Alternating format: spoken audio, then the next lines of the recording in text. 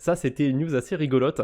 Un tout petit peu avant le Nouvel An, en tout cas un tout petit peu avant le Nouvel An en France, il y a eu une crypto qui s'est fait défoncer. Il s'agit du TRB, Taylor. Il y a eu un gros pump and dump dessus. J'ai vu que c'est venu autour des plateformes de dérivés. Enfin, il y a eu toute une histoire avec Synthetix et compagnie. Je vais pas creuser plus que ça l'histoire, mais j'ai vu que ça avait l'air d'être un délire de dérivés. Le marché crypto à son paroxysme, parce que c'est quand même une crypto qui a été capitalisée à 500 millions de dollars avant de pumper, hein, si je dis pas de bêtises. Donc la crypto, elle est passée de 200 dollars à 600 vraiment en quelques heures, ce qui est assez incroyable. Et en une bougie, là on est en 15 minutes, ah non on est en 1 heure pardon, en une bougie, mais je crois qu'en même moins d'une heure ça a été fait.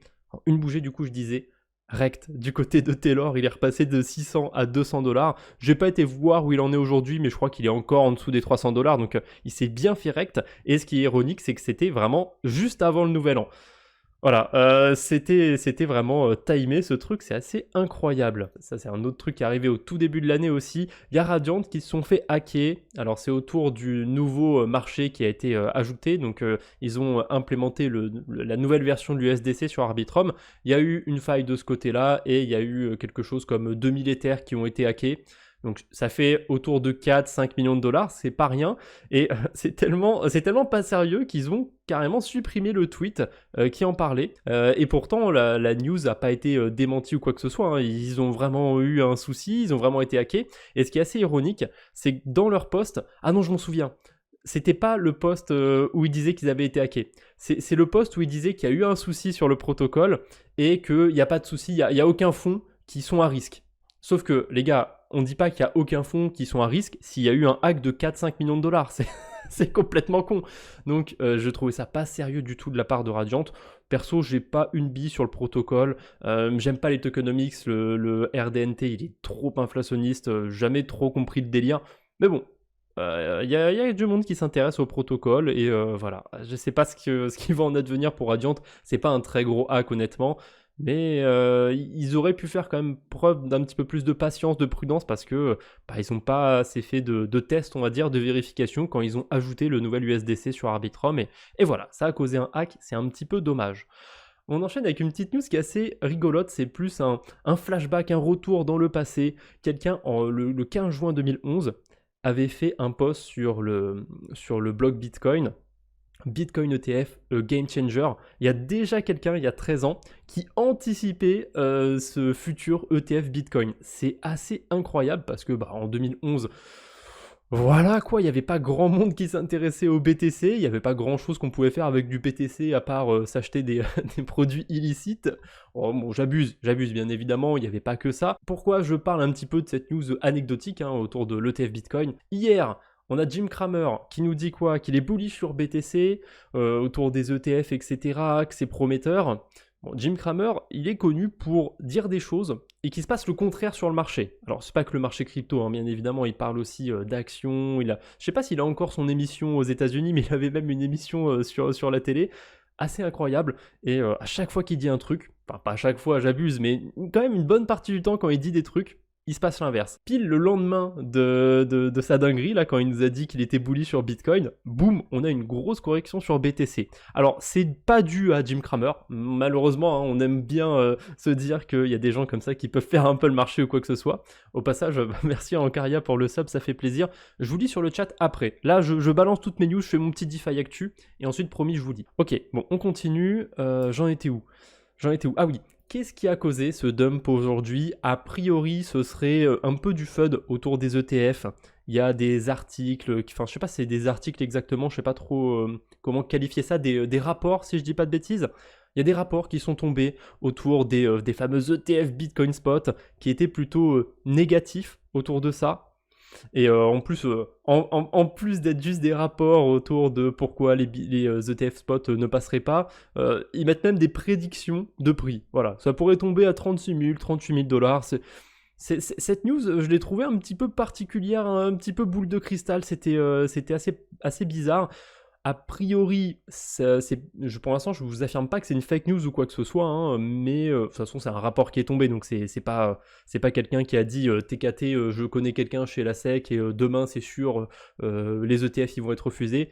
C'est plus compliqué que ça, mais du coup, quelqu'un de chez Bloomberg, un analyste, a dit qu'il n'avait rien entendu par rapport à un quelconque, une quelconque désapprobation d'un ETF spot Bitcoin. A priori, ce serait toujours en bonne voie. Bon, on verra. J'ai vu qu'il y avait d'autres news encore qui étaient tombées sur ça. Il y a plein de choses, c'est chiant. Moi, je vous ai fait un petit thread, si ça peut vous intéresser, ça peut vous permettre de prendre un petit peu de recul autour des ETF spot Bitcoin. Je pense que ça va pas faire tant bouger le marché que ça. Ah, un petit peu, c'est une opinion qui est assez peu populaire, hein. La plupart des gens s'attendent à ce que ça pump du jour au lendemain. Il y en a qui s'attendent à ce que ça dump.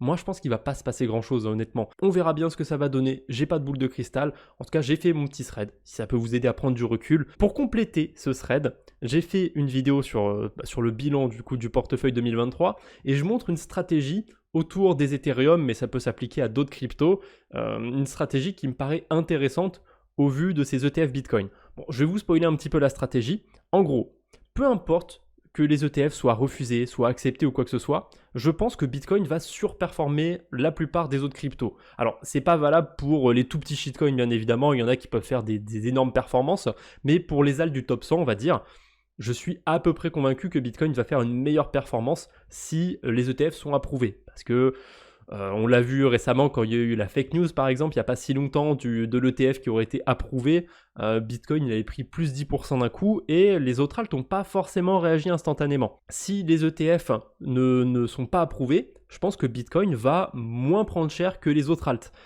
Après on verra bien, peut-être que je peux me tromper, parce qu'encore une fois, la news elle concerne surtout BTC, mais vous connaissez le truc, Bitcoin il fait un peu le marché, donc quand ça a tendance à mal se passer du côté de BTC, c'est encore pire sur les alts. Et le scénario neutre, du coup, le scénario où les ETF passent mais il se passe pas grand chose, bah en fait si on est exposé au Bitcoin ou à l'Ethereum par exemple, ça devrait pas faire grande différence. Donc ce que j'ai fait, là je vous spoil, bouchez-vous les oreilles si vous n'avez pas vu la vidéo. Ce que j'ai fait du coup, c'est que mes Ethereum, je les ai mis dans des pools de liquidité où on retrouve du BTC. Comme ça, bah, grâce aux impermanent loss, si Bitcoin surperforme Ethereum, j'aurai plus d'Ethereum. Voilà, c'est ma stratégie. Je pense que avec le liquid staking, même le staking tout court, à terme, les intérêts que je vais pouvoir faire sur l'Ethereum, ça pourrait surperformer le BTC, mais sur les 2-3 premiers mois, on va dire, de 2024, avec ces news autour des ETF, je pense vraiment que Bitcoin va surperformer le marché. Donc c'est pour ça que j'ai fait cette stratégie. Voilà, on verra bien ce qui va se passer. On verra bien aussi si ce qui s'est passé aujourd'hui, c'était tout simplement un pump and dump pour sortir un petit peu les gens du marché au dernier moment et partir to the moon quand il y aura les ETF. J'en sais rien, on verra bien. Il y a plein de théories sur ça et plus ça approche et plus il y a de volatilité, plus ça devient croustillant. Mais moi, je vous conseille de pas trop bouger vos bagues, hein, si vous êtes satisfait de ce que vous avez, que vous avez bien rechargé pendant ce bear market. A priori, il n'y a pas spécialement besoin de faire des changements sur vos positions. Voilà, n'allez pas vous mettre 100% sur tel ou tel altcoin. Voilà. On va parler un petit peu d'airdrop. Voilà, il y a quelques trucs qui sont tombés. Du côté de la blockchain Aptos, il y a le meme coin, on va dire, de la blockchain Aptos. On peut clairement le qualifier de meme coin d'Aptos, hein, parce que c'est le plus gros meme coin sur Aptos, tout simplement. Guy Inu, ils ont airdroppé plein de tokens sur plein de protocoles, on va dire. Alors, il ne faut pas les récupérer sur les protocoles, mais si vous avez interagi avec Merkle Trade, avec PancakeSwap, si vous déteniez certains NFT, je ne me souviens plus de toutes les collections, mais on peut retrouver ça facilement, je pense, sur le compte Twitter de Guy Inu. Bref, si vous avez fait ces interactions sur la blockchain Aptos, vous avez reçu dans votre portefeuille des tokens Guy. Voilà. Aussi simple que ça, l'airdrop, faut pas se rendre sur un site bizarre pour aller le réclamer, vous avez tout sur votre wallet. Moi personnellement, sur le wallet de la chaîne YouTube, le wallet Aptos, je crois pas avoir touché quoi que ce soit. Faudrait que j'aille vérifier, vous savez quoi, je vais vérifier ça maintenant. Parce que Merkle Trade, j'ai pas touché. Par contre, il y a un autre portefeuille sur lequel j'ai fait des tests et j'ai touché quelques tokens. Non, c'est bien ce que je pensais, j'ai pas touché de tokens. C'est pas très grave, hein, je vais m'en remettre. Et au passage, pour optimiser, au moment où la news est tombée, où PancakeSwap l'a partagé, il y avait un rendement très élevé, mais bien évidemment le rendement a baissé, même s'il est encore plutôt compétitif, on va dire. Il y a 104% d'intérêt en ce moment sur le Guy APT. Voilà. Tant qu'à garder ce même coin, bon, ça va diluer un peu sa performance en le mettant dans une pool avec le APT, mais si jamais il fait une mauvaise perf, ça vous permet d'avoir quelques intérêts en token cake. Voilà, ça peut être une bonne idée ou pas, ça dépend de votre point de vue, de les mettre sur la pool de liquidité. Vous pouvez aussi aller vendre tous vos tokens. Voilà, c'est bien qu'ils aient ajouté cette petite pool de liquidité, ça permet d'avoir un petit peu de liquidité justement pour ceux qui veulent vendre le token. Dimension, j'en ai fait une petite vidéo sur la chaîne secondaire. Si jamais vous n'avez pas été vérifié, prenez le temps d'aller voir, que ce soit du côté d'Ethereum, Solana ou des blockchains sur la galaxie Cosmos. Vous collez votre adresse et vous voyez si vous êtes éligible. C'est aussi simple que ça. Je ne vais pas m'attarder sur tous les points qui font pourquoi vous êtes éligible, etc. sur chaque écosystème. C'est résumé en dessous. Bon, j'ai fait une vidéo sur la chaîne secondaire où je vous explique un peu plus en détail, mais sur Cosmos par exemple c'est le plus simple, il faut juste avoir staké du Atom, du Osmo ou du Celestia aussi. Donc si vous avez staké une de ces trois cryptos, les minimums en plus ils sont super faibles, hein. C'est un token TIA, un token Atom, 10 tokens Osmo. Si vous avez ça de staké, allez voir si vous êtes éligible à l'airdrop de Dimension. A priori, vous devriez l'être. Mais si vous n'êtes pas éligible sur une adresse Ethereum, il faudra en ajouter une parce que le token va être EVM. Ça va se récupérer sur la blockchain de Dimension. C'est une blockchain qui va être EVM. Donc une blockchain que vous allez pouvoir retrouver sur MetaMask. Peut-être sur Rabi aussi, on verra bien s'ils vont l'implémenter. Voilà, c'est le petit airdrop du jour. On verra ce que ça va donner. J'ai pas été voir s'ils avaient fait des levées de fonds ou quoi que ce soit. Je voulais direct faire la vidéo où je vous montrais comment être éligible. Mais ouais, j'ai manqué à mon devoir. Je vous ai pas montré les levées de fonds, etc. Mais je pense qu'on peut s'attendre à quelque chose de sympa de ce côté-là. D'ailleurs, tant qu'on parle de la galaxie Cosmos, il y a un vote en ce moment sur Osmo. Donc si vous avez des Osmo de staker, vous pouvez aller voter pour ça. Donc vous allez sur votre wallet Kepler et vous allez sur Osmo, vous allez sur l'onglet gouvernance et vous avez la proposition 702. Voilà, ça pourrait vous rendre éligible à un airdrop. Je dis pourrait parce que si j'ai bien compris, il faudrait que le vote soit accepté, etc. Je suis pas sûr que ça vaille non plus grand chose ce token sale, mais ça vous coûte pas grand chose d'aller faire un vote de gouvernance et voilà, au moins ça vous rend actif sur l'écosystème Osmosis.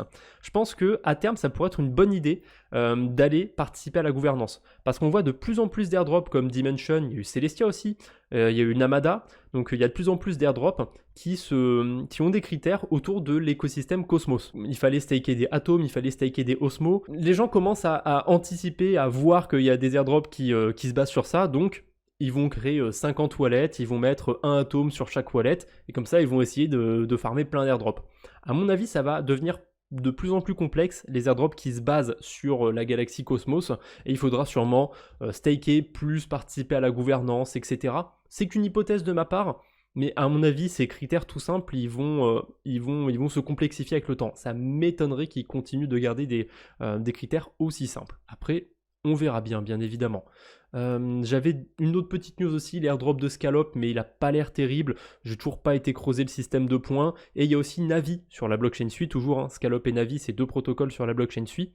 Navi, le système de points, il a l'air un peu plus intéressant. J'ai toujours un œil sur la blockchain Sui, donc si vous utilisez certains protocoles de cet écosystème, à mon avis, on risque d'être gâté sur 2024. Il y a quasiment aucun protocole qui a son token. Il y a pas mal de hype en ce moment sur Sui, il y a pas mal de liquidité. Donc je vois mal aucun protocole ne lancer de token. Et là, du coup, on a Scallop, on a Navi qui vont faire un airdrop. À voir si ça va être intéressant. Je commence à être saoulé un petit peu de tous ces systèmes à points. Et la dernière news que j'avais pour aujourd'hui, c'est pas vraiment une news, c'est plus, comment on pourrait appeler ça ?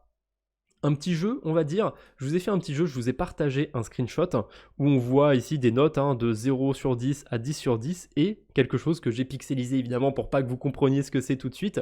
Il y a eu déjà pas mal de réponses, enfin pas mal, il y en a eu une petite dizaine et il y a quelqu'un qui est vraiment pas loin, qui a trouvé à peu près ce que j'avais fait avec ce tableur. Voilà, je vous dirai pas qui c'est, je vous laisse aller voir les commentaires si ça vous intéresse, mais en tout cas, je vous prépare une grosse vidéo pour 2024 avec ce tableur justement, avec, à la base de ce tableur. Mais je vous spoil pas trop pour aujourd'hui. Voilà, c'est à peu près tout ce que j'avais au niveau des news, c'est tout ce que j'ai trouvé pour aujourd'hui, j'espère que ça vous a plu. Pour ceux qui sont sur la chaîne YouTube du coup, on se retrouve bientôt j'espère, d'ici là portez-vous bien, salut tout le monde!